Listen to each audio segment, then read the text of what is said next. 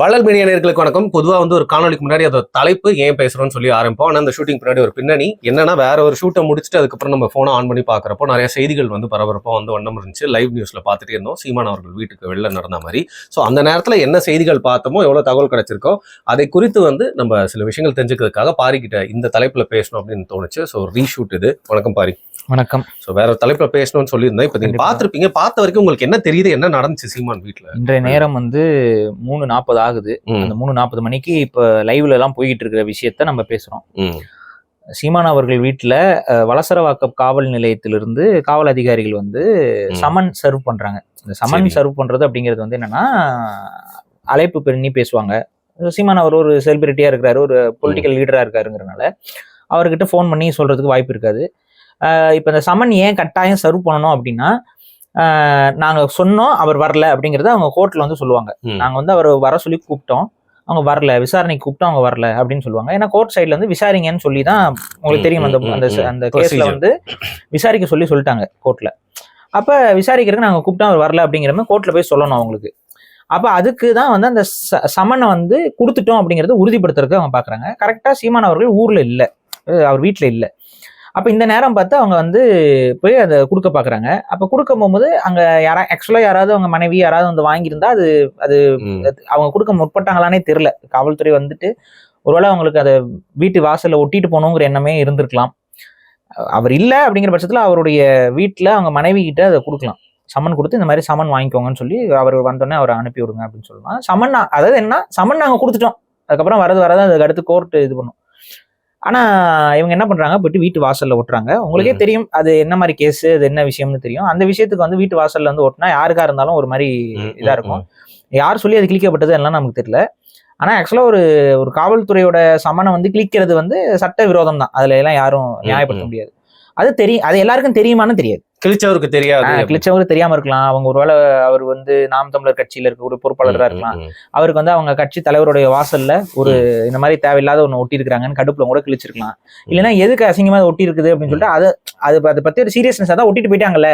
இல்ல வீட்டுல இருக்கவங்க கூட யாராவது சொல்லிருக்கலாம் கிழிச்சிருங்க அப்படின்னு. மேபி அது ஒட்டிட்டு போயிட்டாங்கல்ல, அதுக்கப்புறம் என்ன அப்படின்னு சொல்லி கூட கிழிச்சிருக்கலாம். பட் ஆனா எப்பவுமே காவல்துறையோட சமனையும் நீதிமன்றத்துடைய சமனையும் அப்படி கிழிக்கிறதுங்கிறது ஆக்சுவலா சட்ட விரோதம் தான், அதுல மாற்றுக்கிறது இல்லை.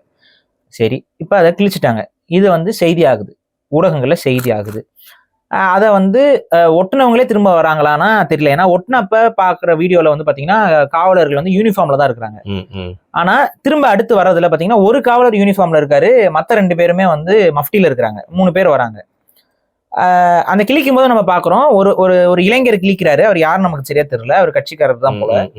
அதுக்கு கூட அந்த ஒரு செக்யூரிட்டியாக இருக்கக்கூடியவர், அவர் வீட்டு காவலாக இருக்கக்கூடியவர், அவர் சீமான் அவர்களுடைய பயணப்படக்கூடிய அமல்ராஜ்னு நினைக்கிறேன் அவர் பேரு.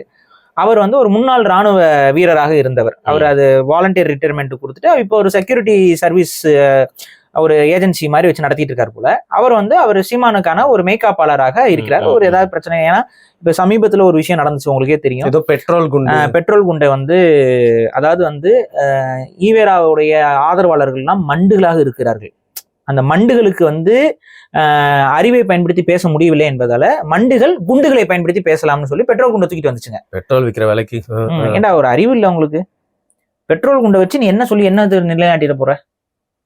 அது ஒரு தீவிரவாத செயல். அது தமிழக உளவுத்துறைக்கு தெரியும். சில பேர் கைது பண்ணாங்க. இது உட்காந்து இதை டிஸ்கஷன் பண்ணிருக்காங்க ஹோட்டல்ல உட்காந்து.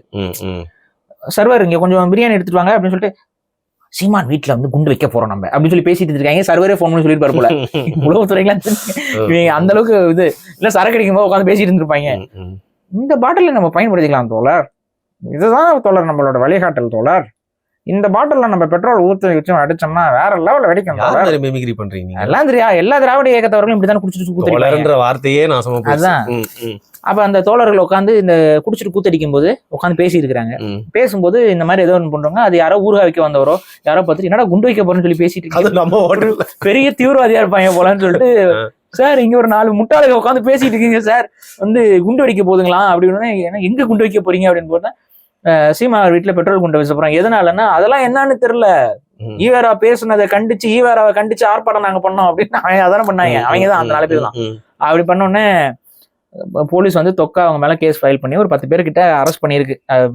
அது ஒரு லைஃபும் போச்சு இந்த முட்டாளுகளுக்கு. சரி ஓகே அதுல விடுவோம். அப்ப சீமான் அவருடைய வீட்டுக்கு பாதுகாப்பு இல்லை. இப்ப நீங்க கேட்கலாம் சீமானுக்கு ஏங்க பாதுகாப்பு, ஏங்க ஒரு எக்ஸ் மிலிட்ரி ஆளை போய் வச்சிருக்கீங்க அப்படின்னா, உட்காந்து பேசுறானுங்களே இந்த கூறு கட்டவனுங்க, அறிவை அதாவது ஒரு கருத்தால் எதிர்கொள்ள முடியாத இந்த கூறு கட்டவனுங்க, குண்டடிப்பேன் அதை அடிப்பேன் இதை அடிப்பேன் உட்காந்து பேசிட்டு இருக்கானுங்களா, அவ்வளவு தற்கொலை இருக்கானுங்களா தமிழ்நாட்டுல. ஒய் பிரிவு பாதுகாப்பு கூட எக்ஸ் பாதுகாப்பு, ஒய் பிரிவு பாதுகாப்பு கொடுக்க மாட்டேன். இப்ப நாளைக்கே சீமானே அப்ளை பண்ணி நான் காசு கொடுத்துக்கிறேன் நீங்க ஒய் பிரிவு பாதுகாப்பு கொடுன்னு சொன்னா கொடுத்துருவாங்களா? இன்றைய நடைமுறையில நாங்க தான் பெரிய ஸ்டாரு, எனக்கு ஆகாதவங்க எல்லாம் இருக்கிறாங்க. இது வந்து இந்த ஏதோ ஒரு படத்துல கமல் படத்துல வர அந்த சீன் தானே சீமான் நடிச்சிருப்பாரு. அதனால எனக்கு அந்த இந்த Z பிரிவுல ஒய் பிரிவு பாதுகாப்பு எதுக்கு உங்களுக்கு எது கொடுக்குதோ கொடுங்க, அது நான் பாத்துக்கிறேன் அப்படின்னு சொல்ற மாதிரி கேட்டா கொடுக்குற இடத்துல இல்ல எதுவும். ஆனா சீமான் அவர்கள் அப்படிலாம் இல்லைங்கிறதுனால அவருக்கு வேண்டப்பட்ட தமிழ் தேசிய சிந்தனை கொண்ட ஒரு சில ராணுவ அதிகாரிகள் அவங்க வந்து சரி நம்ம இவரை பாதுகாக்கணும்னு நினைக்கிறவங்க அவருக்கு கூட வந்து பாதுகாப்பா இருக்கிறாங்க. இது ஒரு நார்மலான ஒரு விஷயம். ஒரு எல்லா கட்சிக்காரர்களுக்கும் பாதுகாப்பு கொடுக்கறதுக்கு ஒரு குரூப் இருக்க தான் செய்வாங்க. நீங்க இப்ப நம்ம உதய நடந்து வராருன்னா கூட எத்தனை பேருக்கு நடந்து வராங்க, எல்லாம் பாதுகாப்பா தானே இருக்கிறாங்க. ஸோ எல்லா கட்சி தலைவர்களுக்கும் பாதுகாப்புங்கிறது ஒரு மேண்டேட்ரி, அதுல எல்லாம் மாற்றுக்கிறது இல்லை.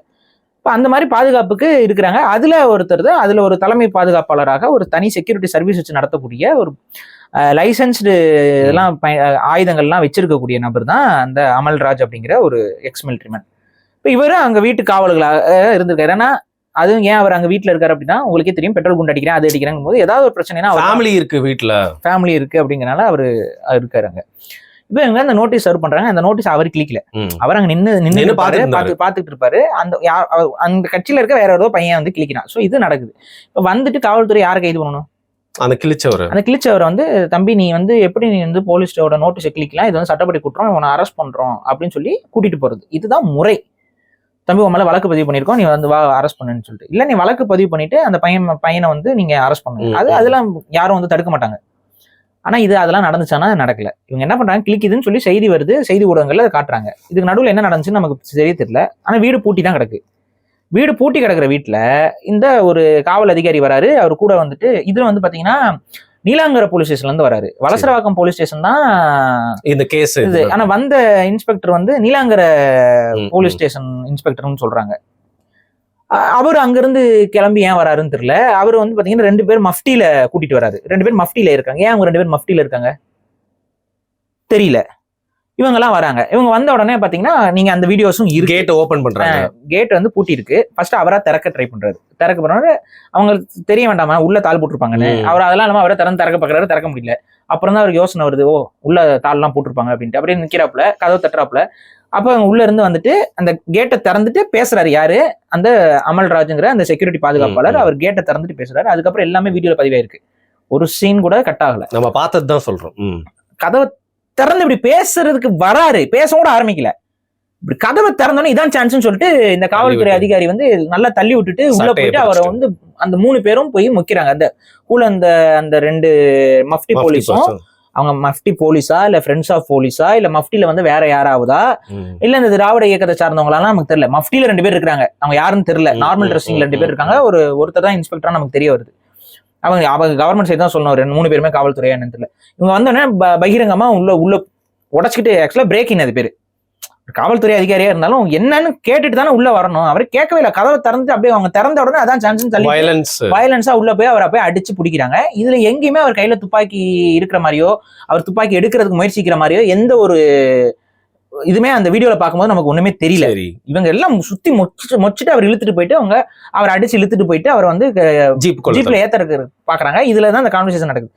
இதுல நீங்க கவனிங்க, அந்த துப்பாக்கி வந்து தெரிய வருது எப்ப வேணா, அந்த வண்டிக்குள்ள நம்ம அந்த அவரை ஏத்துனதுக்கு அப்புறம் தான் அந்த துப்பாக்கி தெரிய வருது.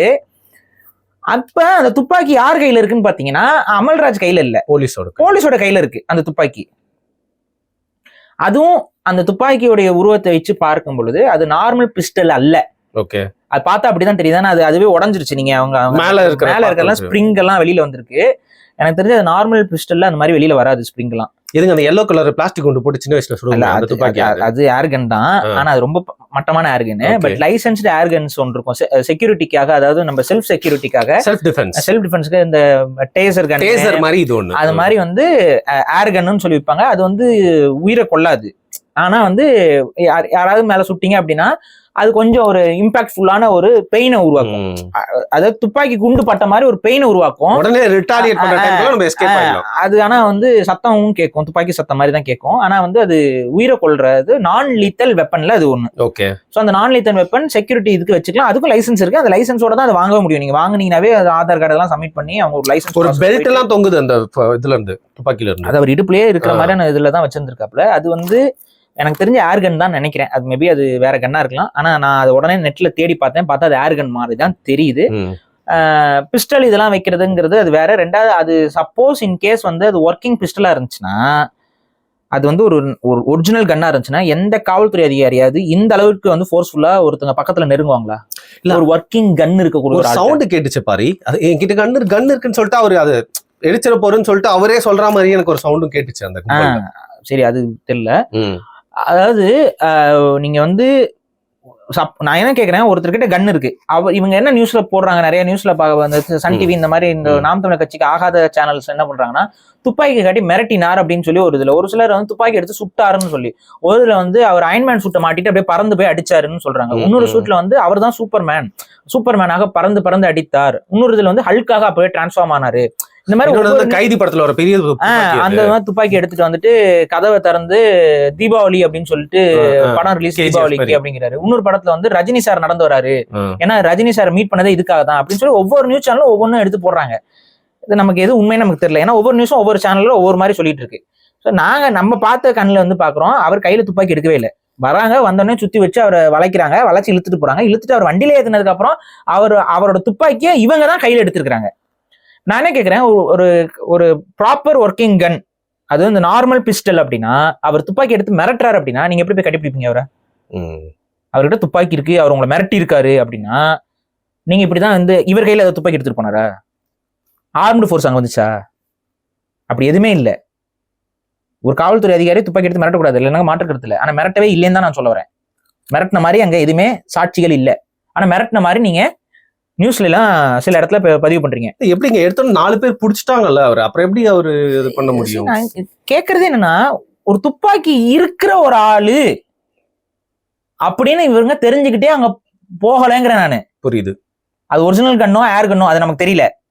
ஆனா ஒரு துப்பாக்கி இருக்க ஒரு நபர்கிட்ட அவர் துப்பாக்கியை காட்டி மிரட்டி இருந்தா, இல்லைன்னா என்கிட்ட துப்பாக்கி இருக்குங்கிறத அவரு சொல்லி இருந்தா யாருமே இப்படி கதவை திறந்துட்டு உள்ள போக மாட்டாங்க. அப்படி போனா சப்போஸ் ஏதோ ஒரு செல்ஃப் டிஃபென்ஸ்ல அவர் துப்பாக்கி சுட்டா யார் சாவா? ஆக்சிடென்ட் தான் நடந்துச்சுன்னா இதெல்லாம் இருக்குல்ல. சோ யாருமே துப்பாக்கி ஒருத்தர்கிட்ட இருக்கு அப்படின்னா இவ்வளவு தைரியமா போய் அப்ரோச் பண்ண மாட்டாங்க. எய்தர் அந்த காவல்துறைக்கு அவர்கிட்ட அந்த தள்ளுமுள்ளில் ஈடுபடுறதுக்கு முன்னாடி இவர்கிட்ட துப்பாக்கி இருக்குங்கிறதே தெரிஞ்சிருக்கும். இன்ஃபர்மேஷன், அதாவது இவர்கிட்ட துப்பாக்கி இல்லைன்னு நினைச்சிட்டு அவர் அதை பண்ணிருக்கணும். இல்லைன்னா அவரை புடிச்சு இழுத்துட்டு போகும்போது அவரா தான் சொல்லியிருக்கணும், என்கிட்ட துப்பாக்கி இருக்கு, நீங்க ரொம்ப இது ஹார்ஷா இது பண்ணாதீங்க, வெடிச்சிட போகுதுன்னு சொல்லியிருக்கலாம். கரெக்ட். ஏதாவது ஒன்று அப்படிதான் நடந்திருக்கும். ஆனா ஒன்ஸ் துப்பாக்கி இருக்குன்னு தெரிஞ்ச உடனே இதை வந்து வேற மாதிரி போர்ட்ரே பண்ண பாக்குறீங்க, அப்படிதான் தோணுது. இப்ப அவரு லைசன்ஸ்டு கன் வச்சிருக்கிறதுக்கு அவருக்கு உரிமை இருக்கு, அதை வச்சுக்கலாம். சோ அவரு எங்க ஒர்க் பண்றாரோ அங்கதான் அவர் வச்சிருக்காரு. அவர் வந்து பப்ளிக் ஸ்பேஸ்க்கு கொண்டு வரல. லைசன்ஸ்டு கன்னுமே பப்ளிக் ஸ்பேஸ்க்கு கொண்டு வரக்கூடாது, சட்டப்படி அதுதான். நீங்க ஒரு லைசன்ஸ்டு கன்னே வச்சிருந்தீங்கன்னா அது பப்ளிக்ல எடுத்துட்டு வரக்கூடாது. சும்மா எடுத்து வந்து சீன் போடுறது பப்ளிக்ல எடுத்துட்டு வரக்கூடாது, புரியுதுங்களா? ஸோ இதுதான் விஷயம்.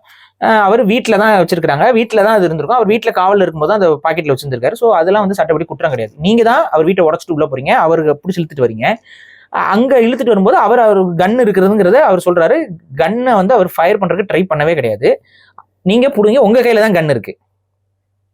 நீங்க அவரை குண்டு கட்டா தூக்கி உள்ள உட்கார வைக்க பாக்குறீங்க. இந்த நேரத்துல வந்து பாத்தீங்கன்னா இந்த தள்ளுமுள் நடக்க சீமான் அவர்களுடைய மனைவி அவர்களும் வந்து வெளியில வந்துட்டு, சார் என்ன சார் பிரச்சனை அப்படின்னு அவங்க கேட்கறாங்க. அப்போ வந்துட்டு சமனை கிளிப்பீங்களா அதுன்னு அந்த ஆள் கொஞ்சம் ரூடாவே தான் பேசுறாப்புல காவல்துறை.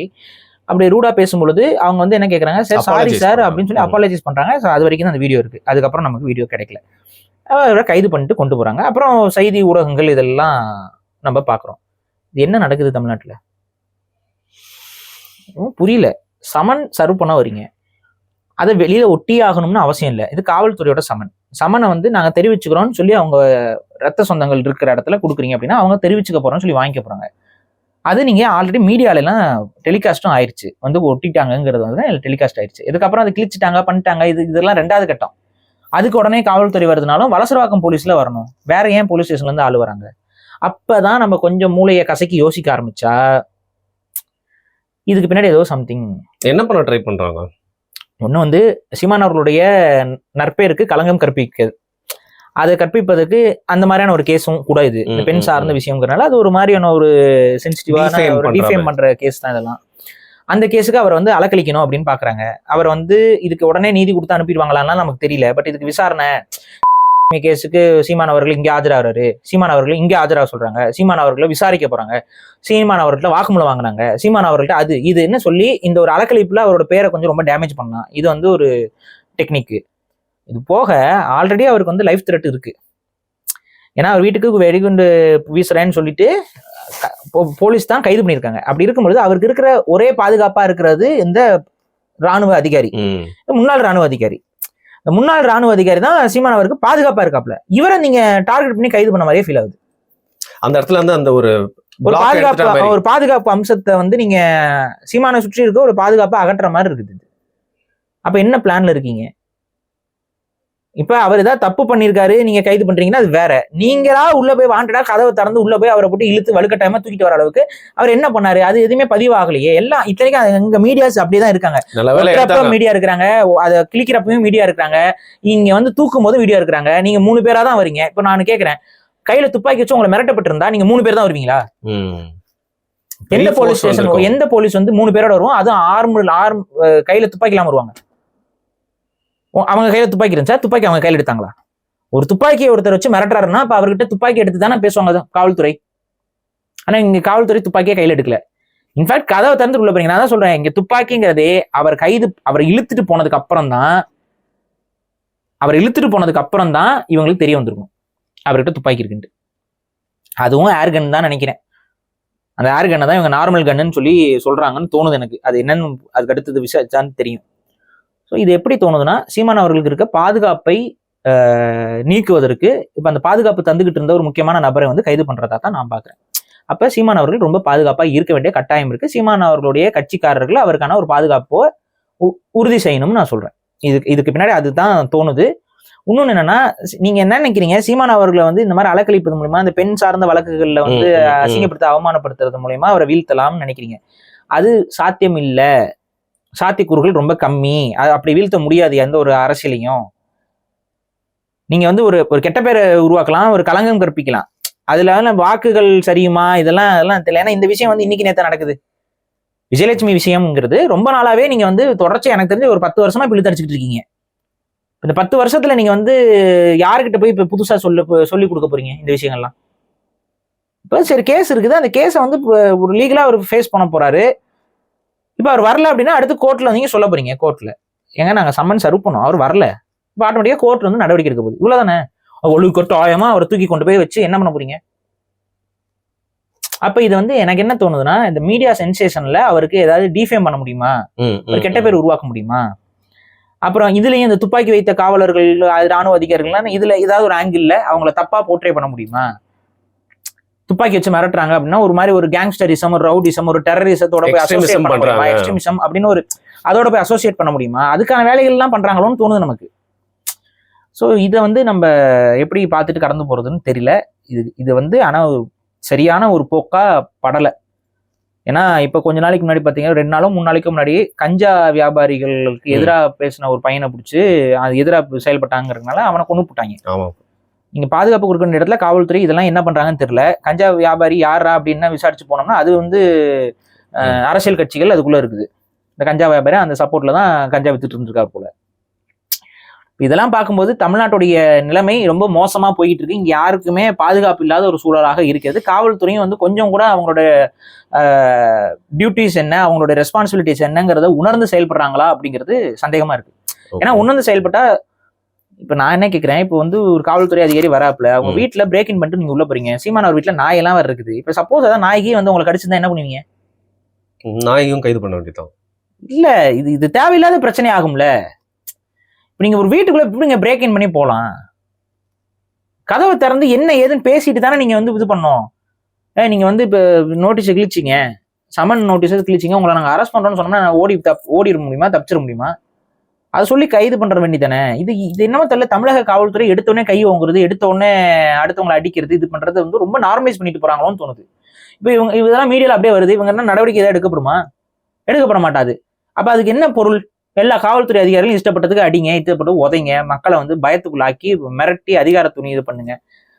இது வந்து ஒரு சரியான முறையான அரசாக இது அமையாது. இது மக்கள் மத்தியில வெறுப்புணர்வை தான் சம்பாதிக்கும். ஓகே, இதை எக்ஸிக்யூட் பண்ண சொன்னவங்கள தான் வந்து குறை சொல்ல முடியும். இதனால காவல்துறை இது என்னமோ பிளான்டாவே ஃபீல் ஆகுது. தனிப்பட்ட அரசியல் பழிவாங்கல்ங்கிறது மாதிரியே தான் ஆர்கெஸ்ட்ரேட் பண்ணிருக்காங்க. அப்படிதான் தோணுது. ஏன்னா இது ரொம்ப அன்நேச்சுரலா இருக்குல்ல. வந்து கிழிச்சாங்க அப்படின்னா வந்து அடுத்து அந்த வலசரவாக்கம் போலீஸ் தானே வந்து ப்ராப்ளம் பண்ணணும். நல்ல வேலைங்க, 4 பக்கமும் வீடியோ ஆங்கிள் எடுத்தாங்க. எல்லா ஆங்கிள்லயும் வீடியோ எடுத்து ஒவ்வொரு சேனலும் ஒவ்வொரு ஆங்கிள் வீடியோ இருக்கு. ஸோ நீங்களே போய் பாருங்க. நாங்க சொன்னதுல இருந்து ஏதாவது மாறுபடுதானு ஒன்றும் இல்லை. ஒட்டுறாங்க, அது கிழிக்கிறாங்க. ஸோ கிழிச்சது ஓகே, நம்ம வந்து அதை வந்து நியாயப்படுத்தல. கிழிச்சது வந்து இட்ஸ் ஒரு ஃபார்ம் ஆஃப் அஃபென்ஸ். ஆனா அது இக்னோரன்ஸ் மூலமா கூட அதை செஞ்சிருக்கலாம், தெரியாம கூட பண்ணலாம், அவமானத்தின் அடிப்படையில் கூட சில செஞ்சிருக்கலாம். செய்யக்கூடாது, தெரிஞ்சுக்கோங்க. அது செஞ்சிருக்கலாம். இன்ஃபேக்ட் இவங்க வந்து வெளியில வந்து ஒட்டணும்னு அவசியம் இல்லை, கையில கொடுத்துட்டே போயிருக்கலாம். அது கொடுக்காம ஏன் ஒட்டிட்டு போறாங்கன்னு தெரியல. சரி, ஒட்டினதான் மீடியா முழுக்க டெலிகாஸ்ட் ஆயிருச்சு. அதுக்கப்புறமா அவர் அங்க வரல அப்படின்னா நீங்க அவரை வந்து அரெஸ்ட் வாரண்ட் போட்டு இஷ்யூ பண்ண போறீங்க. இவ்வளவுதானங்க விஷயம். இதை செய்யறதுக்கு இல்லாம நீங்க எதுக்கு வந்துகிட்டு இந்த மாதிரி ஒரு ரொம்ப டிராமாட்டிக்கா எதுக்கு பண்ணிட்டு இருக்கேன், டிராமாவா ஃபீல் ஆகுது, தேவையில்லை இது. ஏன்னா நான் என்ன சொல்றேன்னா, இதெல்லாம் யார் உங்களுக்கு ஸ்ட்ராட்டஜி திரும்ப இவர் தான் ஸ்ட்ராட்டஜி பண்ணி கொடுக்குறாரான்னு தெரியல உங்களுக்கு இந்த மாதிரி பண்ண சொல்லி. ஆனா ஒரு விஷயம் புரிஞ்சுக்கோங்க, இது கொஞ்சம் ஸ்லிப் ஆச்சுனாலும் டிஎம்கேக்கு பெரிய அளவு பேக் ஃபயர் ஆயிரும், சீமானுக்கு பெரிய பிளஸ் பாயிண்ட் ஆயிடும். கொஞ்சம் உங்க சைடு இந்த இதுல பிசுறு அடிச்சாலும் பிரச்சனை தான். இல்ல, ஏற்கனவே அப்படிதான் தெரியுது. அதுதான் நீங்க தேவையில்லாம வளர்த்து விட்டுட்டு இருக்கீங்க. அது உங்களுக்கு புரியல, புரிஞ்சுக்கோங்க. இது தேவையில்லாத வேலை. நீங்க பண்ற அத்தனையும் வளர்ச்சியாகத்தான் போய் முடியும். அதனால நீ இன்னும் கொஞ்சம் விளம்பரம் பண்ணி வளர்க்கணும்னா வளர்த்துக்கோங்க. அது ஒரு விஷயம். அது உங்களுடைய பெருந்தன்மை மனதுக்கு சொந்தமானது. ஸோ உங்களுக்கு வளர்க்கணும்னு ஆசைப்பட்டீங்கன்னா வளர்த்துக்கோங்க. ஆனா நீங்க பண்றது வளர்ச்சி பாதையில தான் அந்த கட்சியை கொண்டு போகும். ஓகே, ஸோ தொடர்ந்து நம்ம பேசுற நேரத்துல இந்த காணொலி வெளியான நேரத்துலயும் வந்து இந்த கேப்ல நிறைய டெவலப்மெண்ட்ஸ் நடந்திருக்கலாம். அதெல்லாம் வந்து மக்கள் மனசுல வச்சுட்டு இந்த காணொலி வந்து பார்க்கணும் அப்படின்னு. இது இன்னைக்குன்னா நாங்க பேசுறோம்னா அது ஒரு நாள் கழிச்சு தான் உங்களுக்கு வரும். ஸோ நாங்க அப்ப நடந்த நேரத்துல இதை பேசுறோம். ஸோ இதுக்கப்புறம் அது என்ன டெவலப் ஆகுதுங்கிறது தெரியாது. ஸோ அந்த டைம்ல நாங்க பார்த்ததை வச்சு நாங்க பதிவு பண்றோம். ஓகே.